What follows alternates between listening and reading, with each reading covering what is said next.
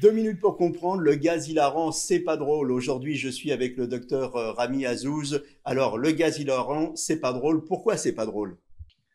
Alors, le gaz hilarant, c'est pas drôle parce que c'est désormais un phénomène de santé publique inquiétant, puisqu'on a une recrudescence des cas de manière très importante ces dernières années. C'est une substance qu'on connaît bien maintenant depuis très longtemps, puisque c'était découvert à la fin du XVIIIe siècle, et c'est utilisé soit comme médicament dans des conditions très surveillées à l'hôpital, soit dans l'industrie alimentaire. Et depuis quelques années, avec une explosion du nombre de cas recensés depuis 2 ans, euh, on assiste à un détournement de l'usage.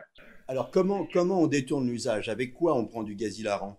Alors, l'usage est détourné à travers des cartouches qui servent à préparer de la chantilly, des cartouches qui contiennent du protoxyde d'azote à l'état concentré, qui est détendu dans un ballon, et ce gaz dans le ballon est ensuite inhalé par les personnes qui souhaitent le consommer.